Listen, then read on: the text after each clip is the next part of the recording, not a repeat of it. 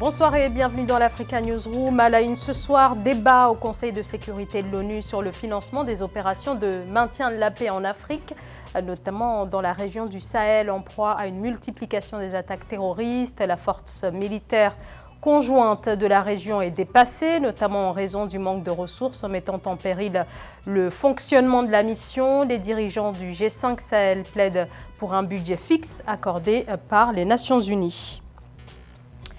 Le lancement opérationnel de la zone de libre-échange le 1er janvier 2021, acté lors du 13e sommet extraordinaire de l'Union africaine. Le lancement a pris du retard en raison du contexte sanitaire lié à la pandémie de Covid-19. Gros plan à suivre sur les enjeux de cette ZLECAf, au cœur de la stratégie de l'Union africaine visant à impulser le commerce intra-africain.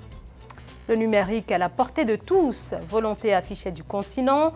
Nous prendrons en fin d'émission la direction du Bénin où l'on apprend aux collégiens et lycéens les rudiments de la programmation informatique. Et voici nos invités de ce soir. Bonsoir Jean-Claude Félix Chikaya, bonsoir.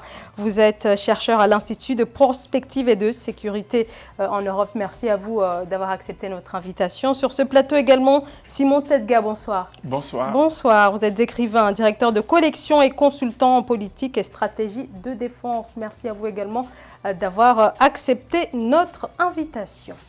Place à l'actualité.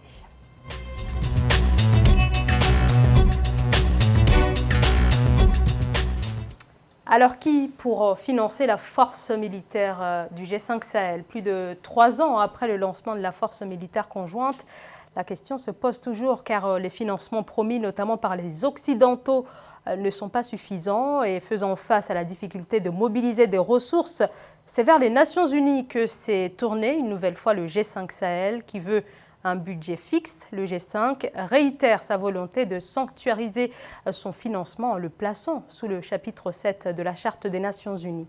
Philomène Tine. Le président nigérien Issoufou Mohamedou a réclamé une aide financière pérenne aux opérations de paix menées par l'Union africaine et l'Organisation des Nations Unies dans le G5 Sahel lors du Conseil de sécurité de l'ONU. Selon lui, cette disposition pourrait permettre à la force conjointe du G5 Sahel de mieux assurer sa mission. Jusqu'à 70% des opérations de paix concernent des pays africains qui appellent à une coordination appropriée entre l'ONU et l'Union africaine. L'Union africaine et l'ONU doivent conjuguer leurs efforts pour mettre en place une solution pérenne de financement pour la force conjointe du G5 Sahel. Selon le Mali, le G5 Sahel aurait souhaité obtenir un mandat beaucoup plus robuste et placé sous le chapitre 7 de la Charte des Nations Unies qui crée le cadre dans lequel le Conseil de sécurité peut prendre des mesures dans le cadre du maintien de la paix.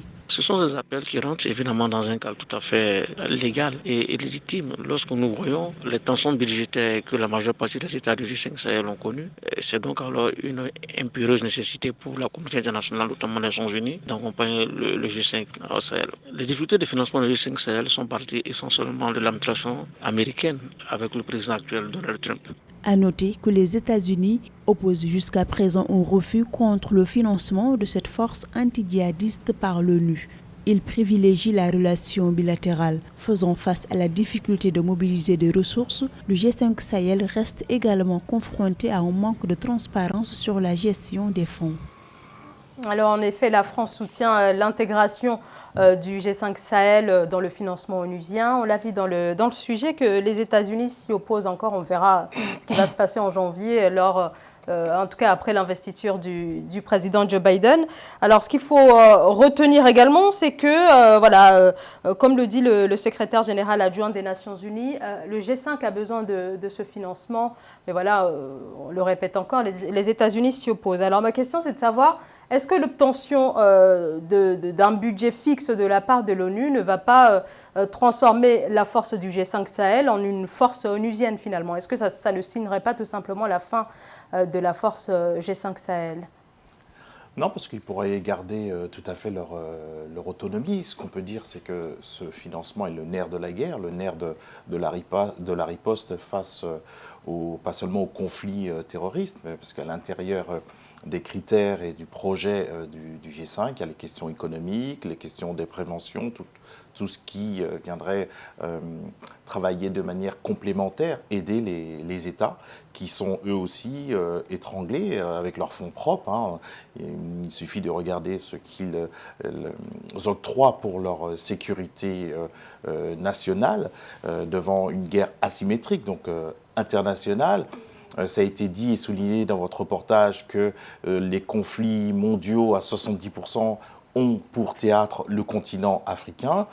On donne à l'Afrique, là encore malheureusement, donc une place, voire annexe. Il est très important et même très intéressant sur le plan narcissique et soft power du géopolitique et géostratégique que tous les chefs d'État qui étaient donc à cette réunion et ceux qui n'étaient pas là ont été très bien représentés parce que les énoncés étaient fort puissants dans la démonstration de comment répondre à une guerre asymétrique avec des moyens qui manquent, donc qui manque de moyens, donc en face la puissance reste malheureusement donc à une stratégie terroriste et autres stratégies. Donc il faut une réponse avec un financement alloué par l'ONU. Tous les pays africains sont membres de l'ONU. Donc ce n'est pas une demande du continent africain à l'ONU, c'est bien une demande de membres intégrés de l'ONU.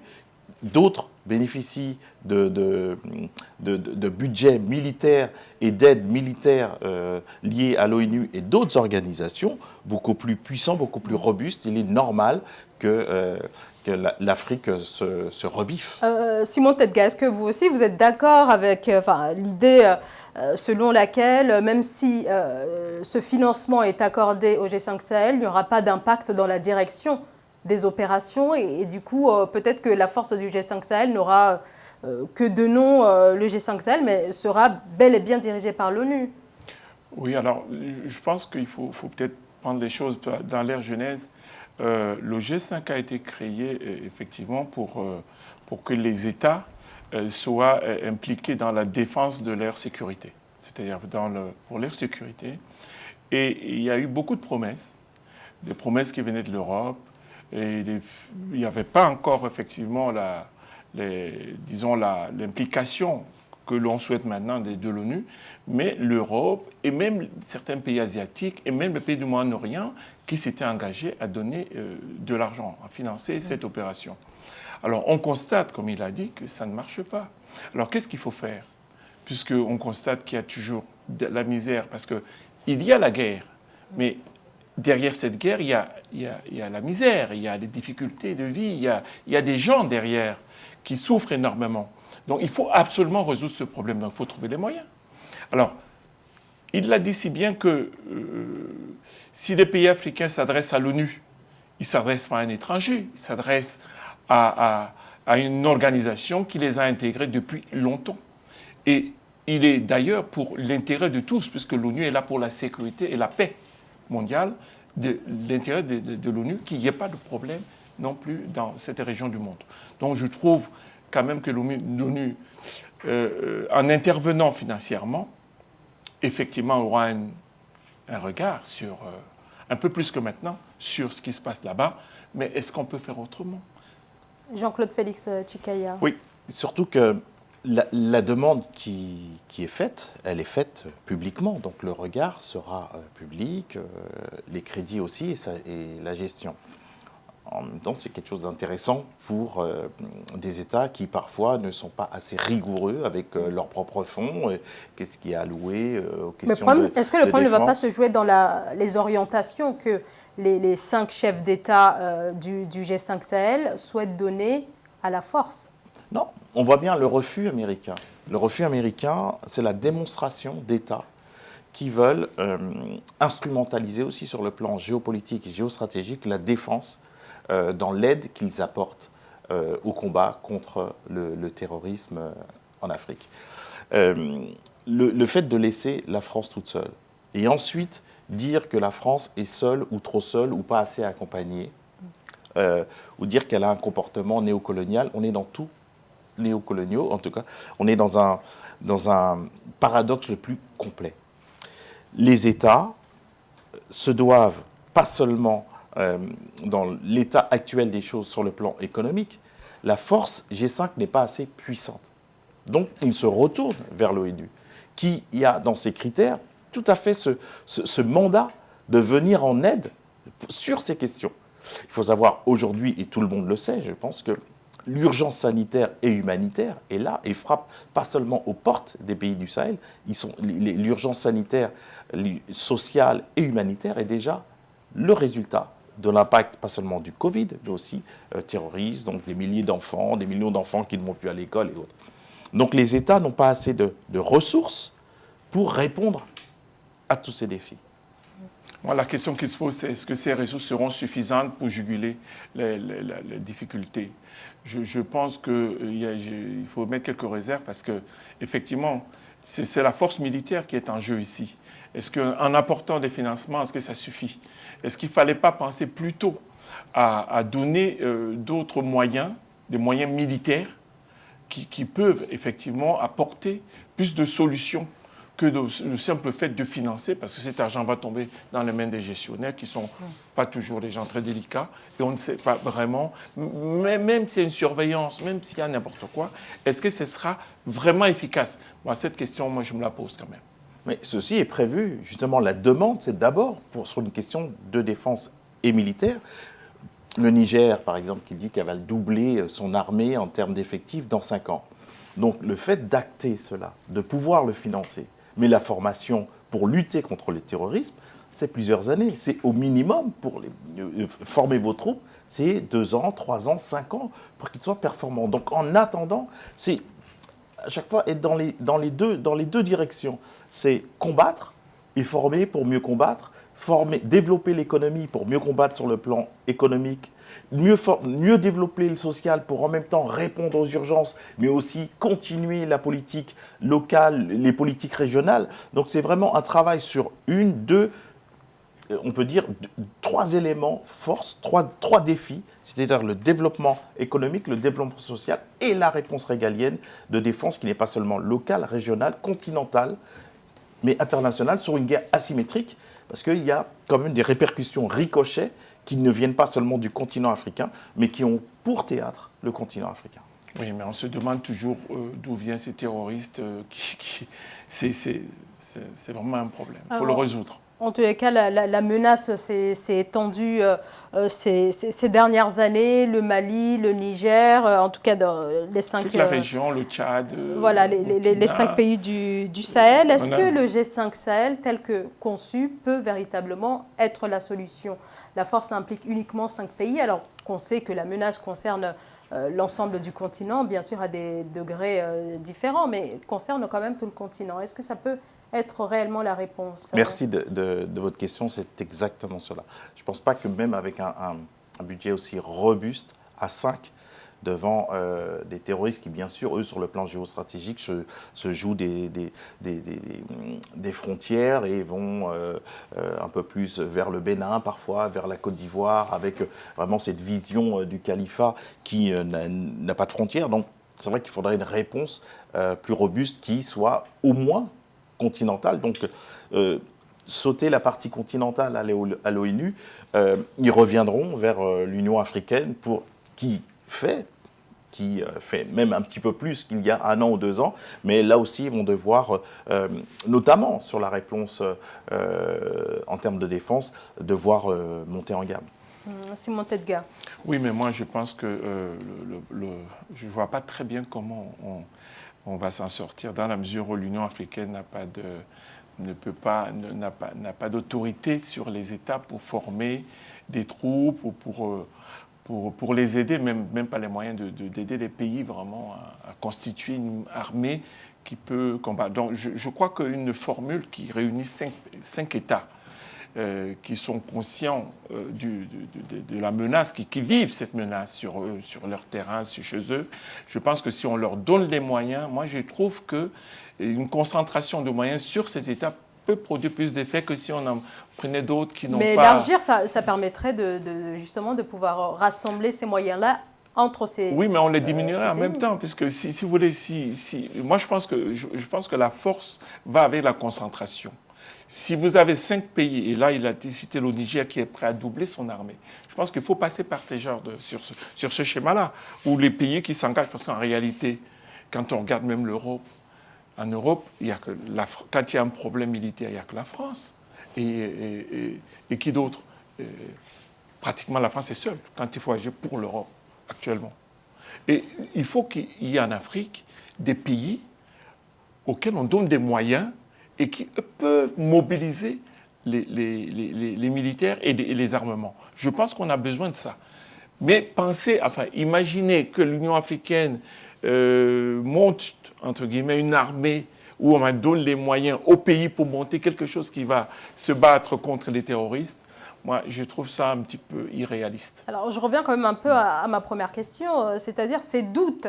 Si les dirigeants africains, et en particulier ceux du G5 Sahel, veulent réellement se doter d'une force africaine, voilà, avec ce recours en permanence à l'extérieur, et quand même, moi, je suis le premier contre le fait de recourir à l'extérieur. Mais comme il a dit tout à l'heure, l'ONU n'est pas l'extérieur.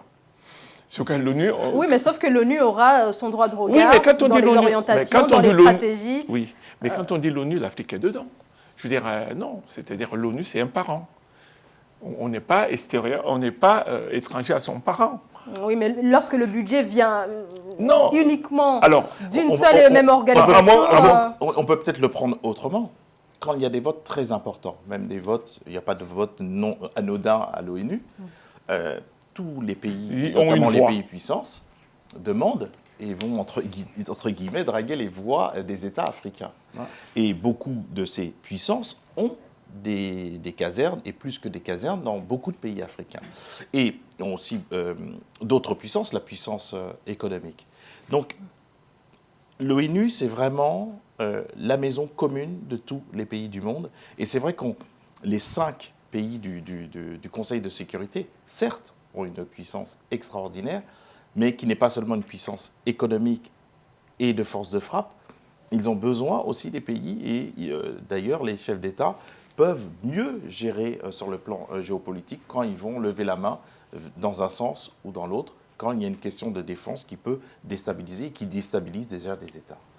Alors, on voit quand même que le G5 Sahel, pardonnez-moi Simon Tedga, n'est pas réellement opérationnel au niveau du financement. Il manque les financements. Sur le terrain, les attaques se multiplient. Est-ce que ce n'est pas tout simplement l'échec de la force du G5 Sahel? Vous l'avez dit, je crois que la réponse est dans votre question. À partir du moment où le G5 n'a pas les moyens financiers, on ne peut pas vraiment dire que l'échec, c'est un échec pour les 5 pays, non. Puisqu'ils ont quand même eu des promesses, on leur a promis pas mal de choses. Et vous savez combien on leur a déjà donné? Je ne sais pas si ça a évolué, mais il n'y a pas si longtemps, on parlait de 50 millions sur les 400 millions qui étaient promis. C'est quand même pas... C'est pas sérieux pour les gens qui avaient promis d'aider le G5. Merci à tous les deux pour ce décryptage. On va marquer une très courte pause et on se retrouve dans quelques instants. À tout de suite.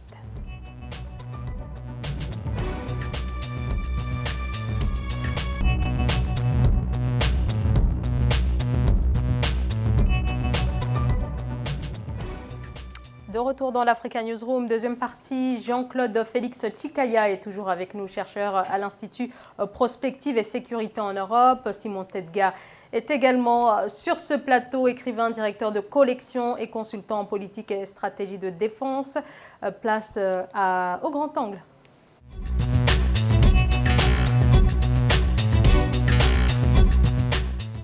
La pandémie de Covid-19 a imposé aux États africains un retard de démarrage de la zone de libre-échange continentale. Le lancement effectif devait normalement avoir lieu en juillet, mais il a finalement été repoussé à l'année 2021, 1er janvier 2021, une date confirmée il y a quelques jours par l'Union africaine. Siamlo Victoria Selji. Les opérations commerciales au sein de la ZLECAf, zone de libre-échange continentale africaine, vont démarrer en janvier 2021. C'est ce qui ressort entre autres du sommet extraordinaire virtuel organisé ce samedi 5 décembre et qui a réuni les chefs d'État et de gouvernement de l'Union africaine. L'entrée en vigueur de la ZLECAf est très attendue. Elle devrait connecter 1,1 2 milliards de consommateurs africains. L'Afrique continue d'être emprisonnée dans un modèle économique colonial qu'il est important de dépasser à travers une mise en œuvre agressive de la ZLECAf, un outil incontournable de la transformation économique du continent et du développement industriel sur le long terme. Et pour être pragmatique, le compte officiel du processus d'érection des barrières non tarifaires en Afrique, premier outil phare de cette avancée baptisé TradeBarriers.Africa, est désormais opérationnel. C'est un mécanisme en ligne de notification, de surveillance et d'élimination de ces barrières non tarifaires. Il vise à améliorer la transparence, faciliter le suivi et la résolution des difficultés signalées et identifiées. Selon l'annexe 5 du protocole sur le commerce des marchandises, le secteur privé peut déposer une plainte concernant un obstacle spécifique au commerce. En regardant un peu le site, je crois qu'il est facile à s'ouvrir, il se charge bien. Et pour moi, le gros problème, c'est de voir comment est-ce que les utilisateurs, les commerçants et les acteurs économiques vont approprier ce site et de pouvoir l'utiliser. Ça pose en fait le problème aussi de la transformation numérique. Non, a priori, c'est un très bon début, c'est un bon outil qui permet quand même de communiquer autour de la zone de libre-échange. Et s'il y a des choses à améliorer, ça va venir avec le temps. Les États membres et les unions douanières sont tenus de présenter des offres tarifaires d'ici à juin 2021. Rappelons qu'à ce jour, 54 pays africains sur 55 ont signé l'accord instituant la ZLECAf. 34 pays l'ont ratifié. 2021, année de la ZLECAf, Simon Tedga, vous y croyez réellement ou alors on voit quand même beaucoup de failles, notamment au niveau des systèmes de production ou encore d'approvisionnement? Ou alors vous y croyez véritablement à ce lancement? Écoutez, le commerce interafricain, il est de 15% aujourd'hui. 15, il y en a qui disent 16%. Je pense que toute initiative qui peut permettre d'augmenter ou bien de faire progresser ce taux, cette initiative, elle est bonne, elle est recevable. C'est une bonne chose que les Africains, que l'Union africaine surtout, à qui je reproche beaucoup de choses, qui une fois pilote quand même une opération qui rassemble les Africains sur des choses quand même très très importantes, c'est-à-dire l'économie et dont le social qui va avec.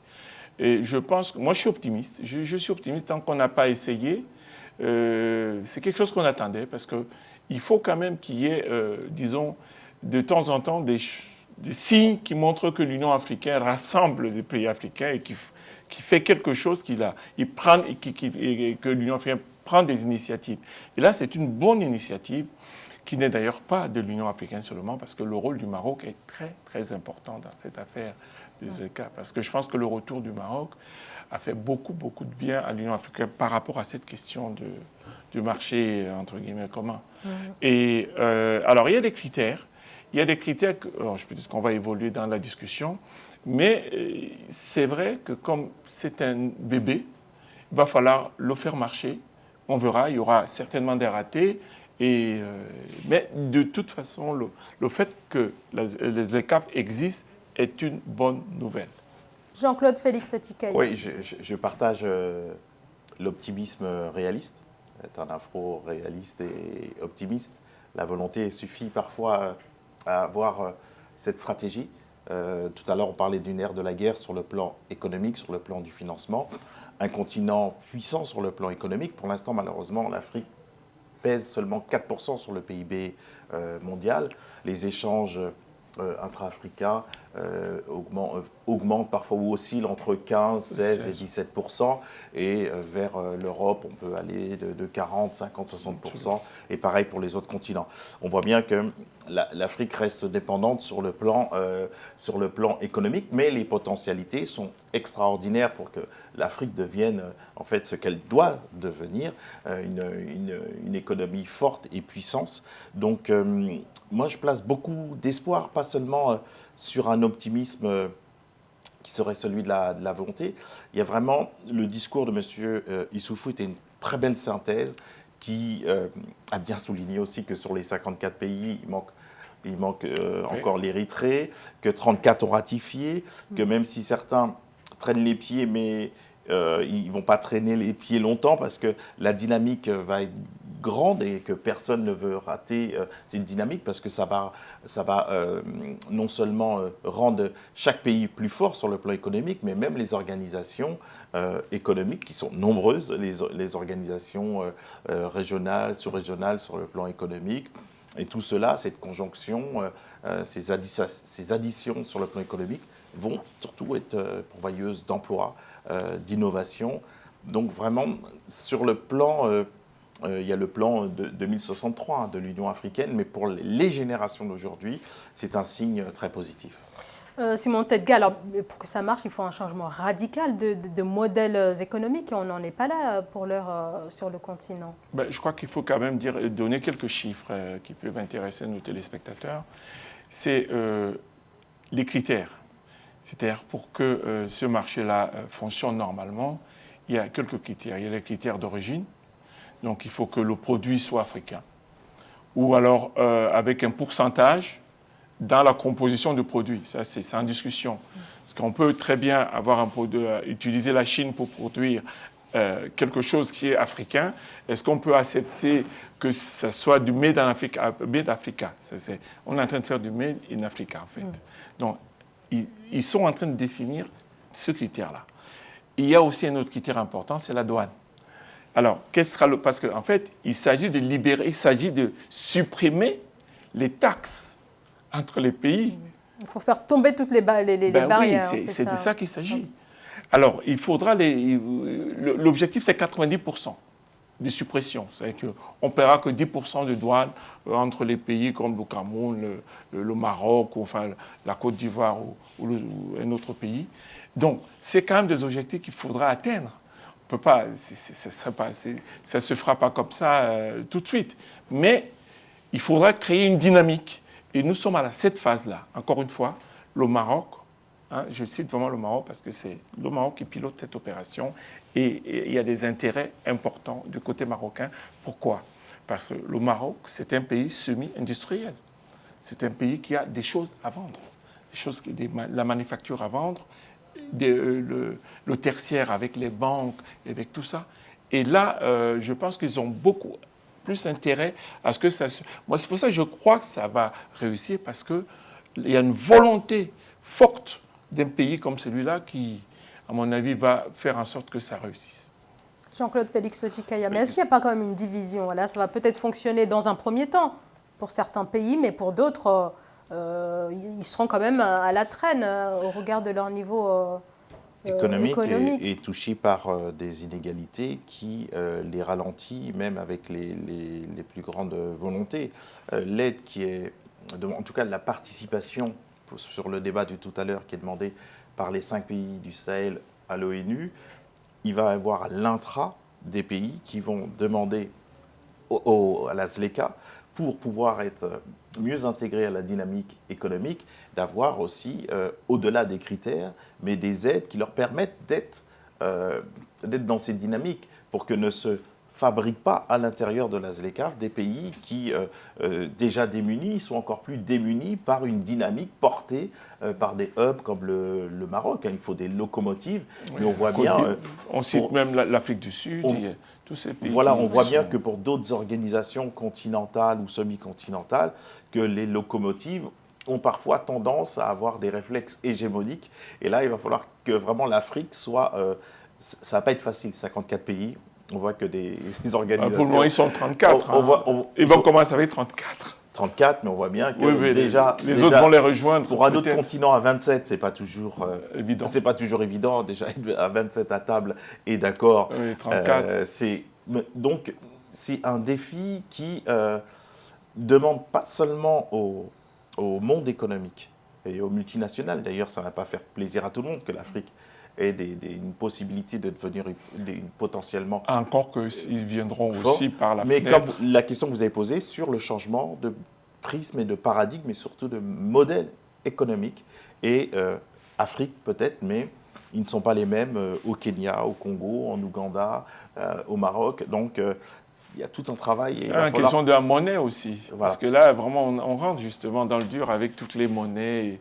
Il va falloir vraiment qu'on trouve terrains disons, de simplification des opérations. Ce qui était intéressant dans la réunion du ZLECAf, dans le discours de M. Issoufou, c'est qu'on a vu une ossature, une architecture qui permet de, malgré l'impact du Covid et ce qu'il génère comme urgence économique, sanitaire et humanitaire, on a vu quand même une architecture qui permet de rendre le projet beaucoup plus solide qu'il l'était il y a encore un an.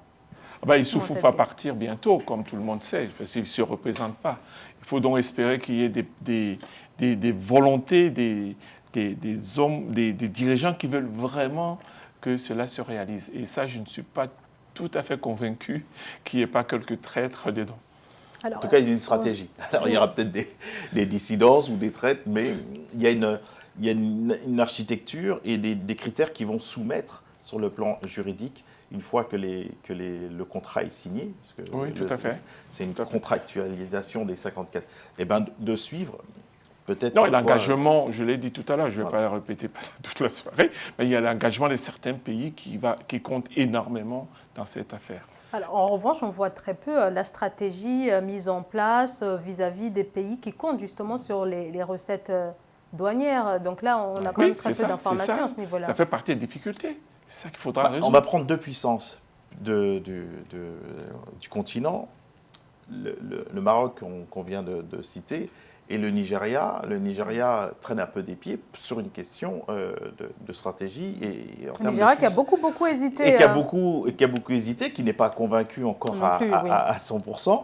Parce que lui ne veut pas perdre non plus sa puissance, comme d'autres pays pour d'autres structures continentales, les puissances ne voulaient pas perdre, mais que l'organisation soit une organisation qui leur permet d'être encore plus puissants. Oui, c'est ça. Donc le Nigeria, le Maroc vont aussi se disputer la première place, mais au détriment de qui? J'espère que, au regard d'ailleurs des inégalités qu'il peut y avoir au sein de la population marocaine, nigériane et régionale, il faut absolument que ça ne soit pas une guerre des nantis, des tenants, mais aussi une guerre pour que les inégalités profitent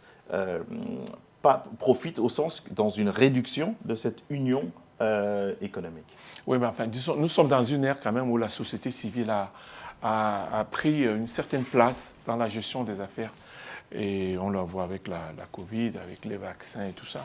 Je pense que même là, il faudra compter sur les chefs d'entreprise africains aussi. C'est-à-dire sur tous ces gens qui entreprennent, qui font des choses. Je pense qu'il faudrait vraiment qu'ils s'impliquent. Les États ne seront pas, à mon avis, la solution. Ce n'est pas les États qui vont déterminer le futur de cette organisation. Ce n'est pas que les États, c'est les sociétés, les entrepreneurs, toutes les forces vives économiques de l'Afrique qui vont y participer. Justement, ils appelaient dans leurs vœux, qui j'espère ne sont pas des vœux pieux, c'est qu'il y a un mouvement réciproque, c'est-à-dire le monde des États, les multinationales, les petites et moyennes entreprises, le privé, et que les sociétés civiles, les associations, ils participent aussi. Ils participent, que la question écologique, que toutes les questions d'aujourd'hui prennent une place beaucoup plus prépondérante, pas des sièges seulement consultatifs ou pour faire plaisir et joli sur la photo, mais qui a un véritable pouvoir dans les décisions qui vont être prises, justement pour donner de la puissance aux sociétés civiles qui ne veulent pas être des sociétés serviles, mais absolument des sociétés qui sont dans la dynamique, dans la proposition, bien sûr en restant à leur place, et après s'ils veulent faire de la politique, ils le font, et sur le plan économique, mais qu'ils aient un pouvoir digne des enjeux du XXIe siècle. Absolument. Et d'une philosophie paradigmatique qui change. Moi, je pense qu'on a besoin des agences quand même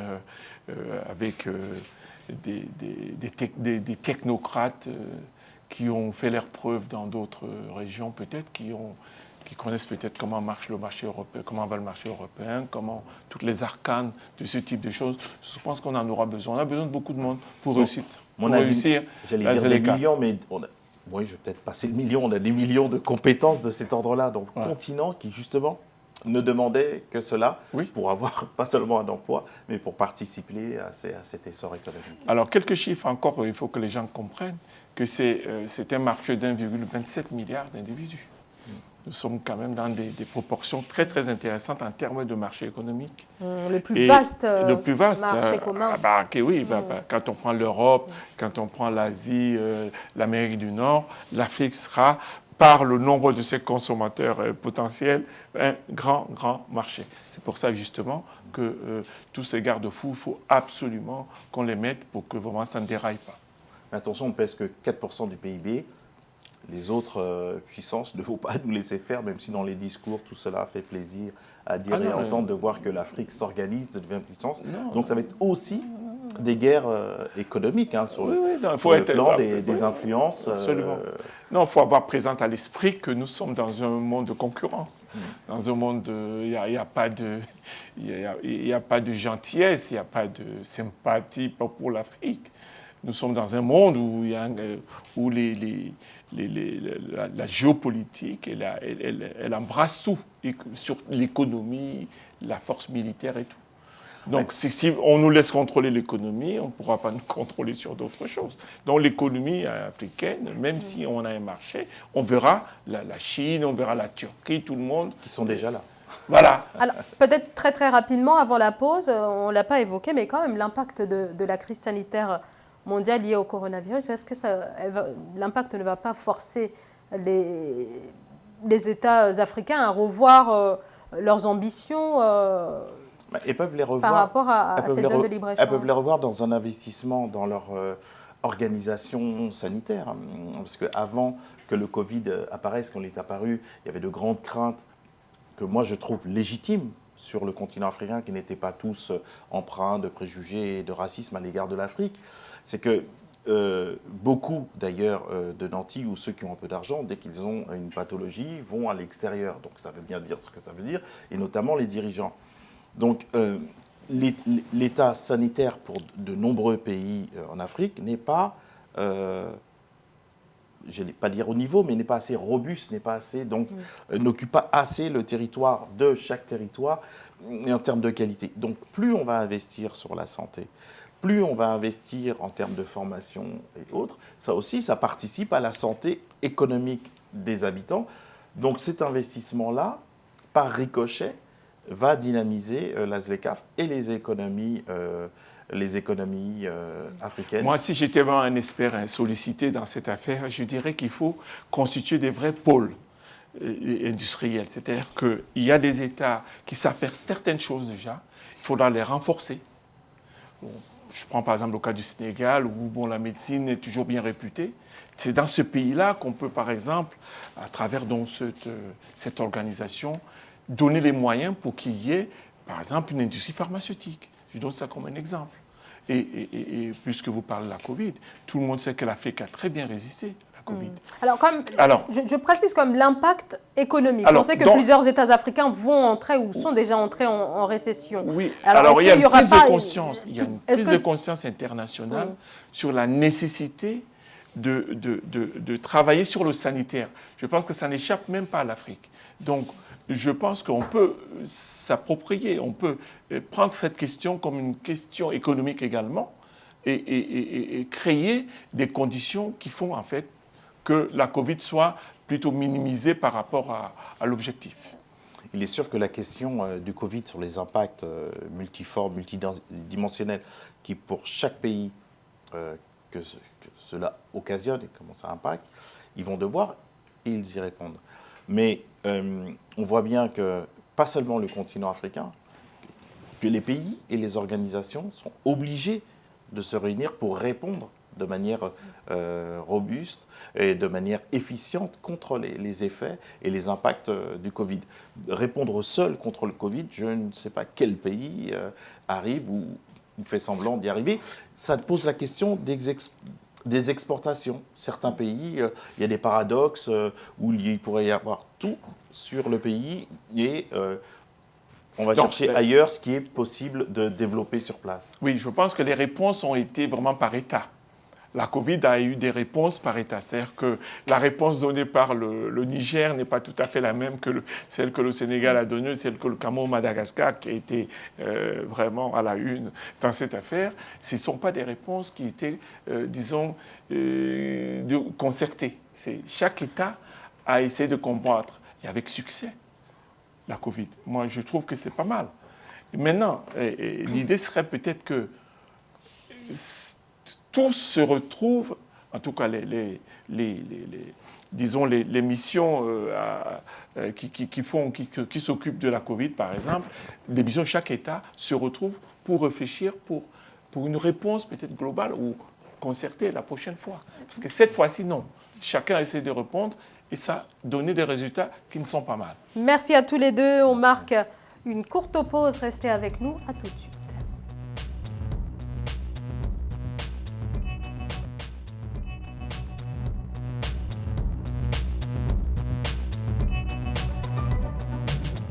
Troisième et dernière partie de l'Africa Newsroom. Nous sommes toujours en compagnie de Simon Tedga, écrivain, directeur de collection et consultant en politique et stratégie de défense. Jean-Claude Félix Chikaya, chercheur à l'Institut Prospective et Sécurité en Europe. Tout de suite, le Zoom.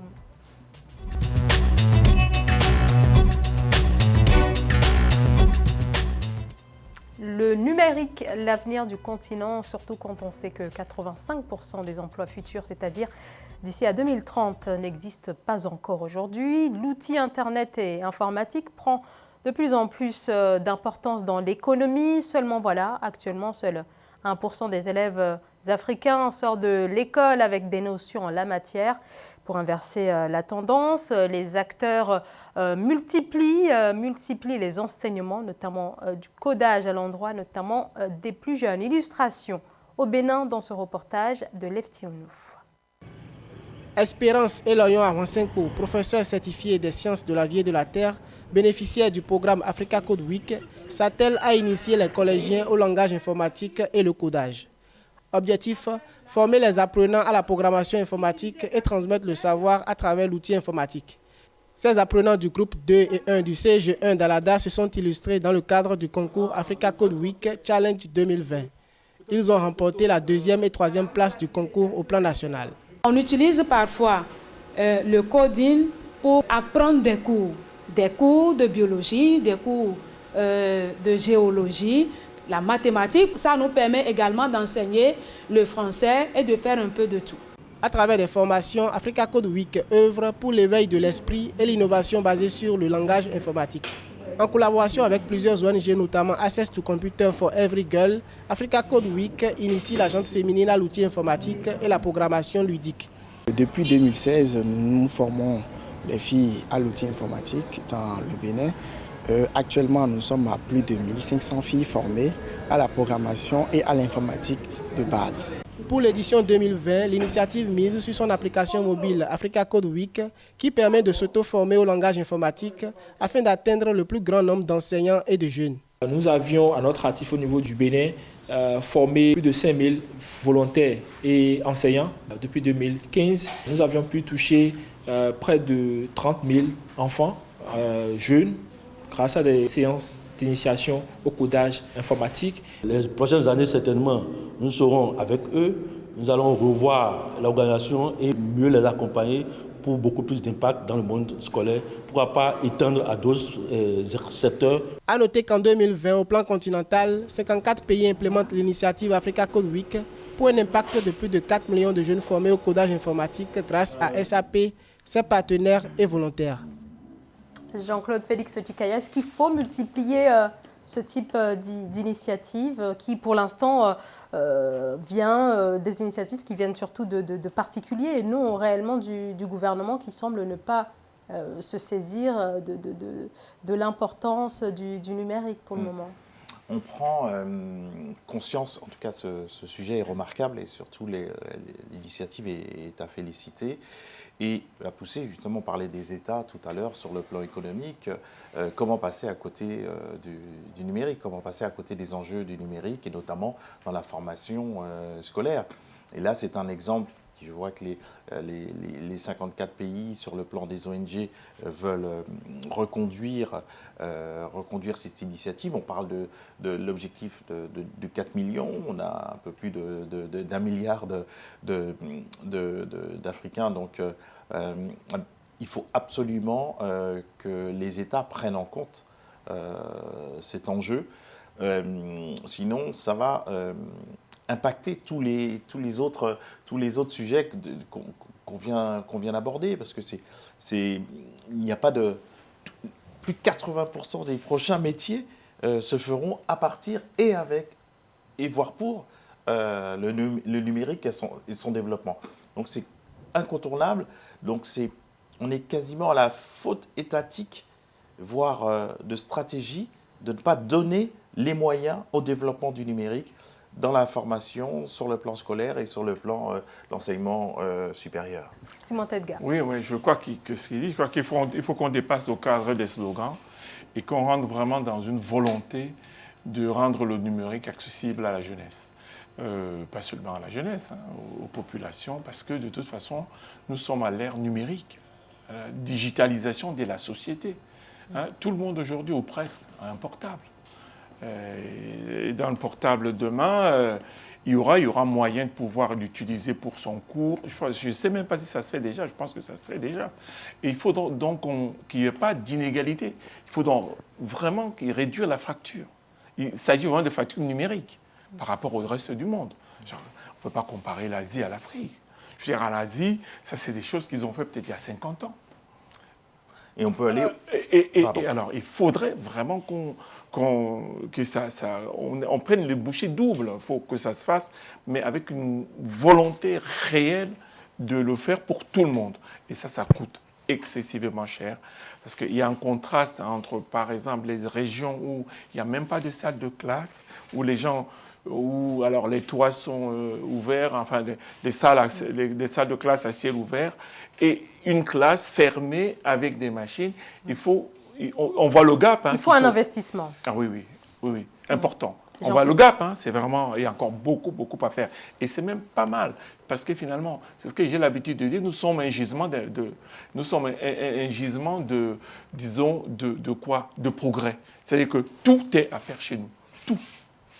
Jean-Claude Félix. Et d'ailleurs, beaucoup de choses se font, notamment au niveau des startups. Vous faites souvent des focus sur votre chaîne. Il y a déjà un existant, j'allais dire flamboyant.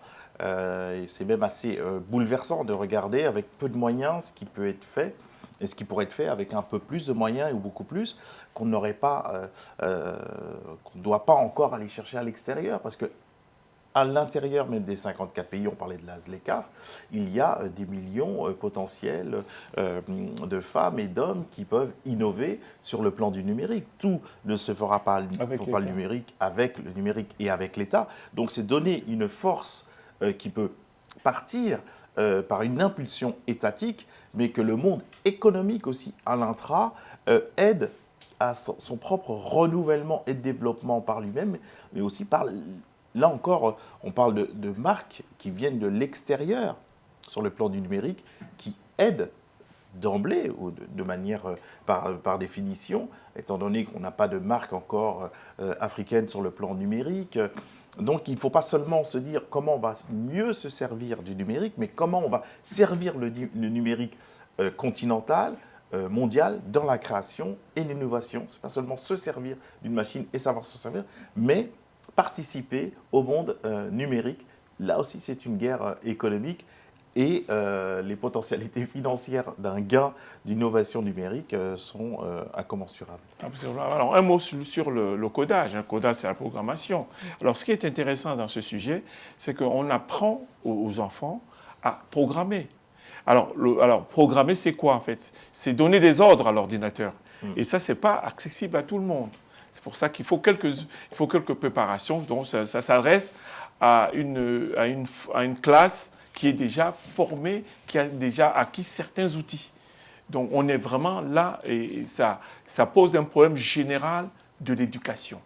Donc, il faut vraiment éduquer, parce que pour arriver à faire la programmation, il faut déjà avant ça maîtriser quelques outils, quelques disciplines, les mathématiques, etc. Et il faut donc investir massivement sur l'éducation aussi et la formation. Donc il faut revoir les formations. Il faut revoir les formations. La jeunesse est majoritaire en Afrique, donc ce qui est appelé pour certains des nouvelles technologies ne sont pas nouvelles parce qu'ils sont nés avec, ils vont vivre avec et avec l'avancée technologique, numérique et autres, tout qui est en train de se créer. Donc ne laissons pas se faire et se créer ailleurs. Participons à ce développement numérique et qui est de fait économique. Là, on a dit 30 000, mais 30 000 personnes qui ont été touchées, à l'échelle du continent, il faudra 300 000, voire même 1 million, en très peu de temps. Grâce à ce développement, on soigne mieux, on vend mieux, aller par palier, on transmet mieux, ou avec, on démultiplie les découvertes et les informations. C'est pas indépassable, mais incontournable aujourd'hui. Absolument. Donc, alors, aux États de jouer le jeu. Oui, justement. Simon Tega, vous le disiez tout à l'heure, l'Asie, l'Europe, l'Amérique est largement en avance. Là, la comparaison ne peut même pas être faite par rapport à l'Afrique. Alors, quand on voit que les gouvernements, de manière générale, peinent à mettre en place une réelle stratégie par rapport à ce domaine qui est le numérique, est-ce que le retard de l'Afrique ne risque pas de s'accentuer? Oui, c'est-à-dire qu'en fait, il ne faut pas se voiler la face. Aujourd'hui, on ne voit pas, pour l'instant, une volonté réelle d'investir dans ce domaine. Je pense que nous aurions déjà une petite usine de montage d'ordinateurs chez nous. Quand je dis chez nous, je parle de l'Afrique. Mais on ne voit pas. Alors que nous y sommes. C'est-à-dire qu'on ne peut plus, on ne peut plus envisager le futur sans ça. Sans la digitalisation, nous y sommes. Le numérique est avec nous. C'est comme le téléphone était là hier, le téléphone fixe. On ne le voit plus. Demain, il n'y aura que ça. Il n'y aura que l'ordinateur, il n'y aura que le digital. Il faudra qu'on investisse massivement également dans ce domaine. C'est une question de génération. Hein. Nous sommes le continent avec une classe politique la plus vieille du monde, avec une population la plus jeune du monde. Je ne veux pas vouer aux gémonies les personnes âgées, mais peut-être que les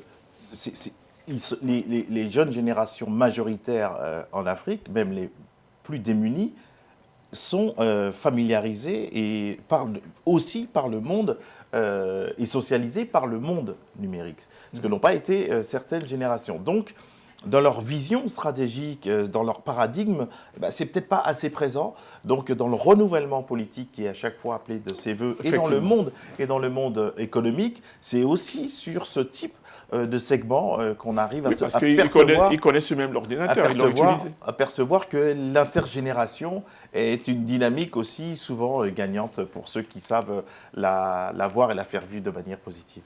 Merci beaucoup à tous les deux. Fin de cette émission. Merci à vous, Jean-Claude Félix Chikaya. Je rappelle que vous êtes chercheur à l'Institut Prospective et Sécurité en Europe. Un grand merci à vous également, Simon Tega, écrivain, directeur de collection et consultant en politique et stratégie de défense. Merci à vous, bien sûr, de nous avoir suivis. C'est moi. Très belle soirée. À demain.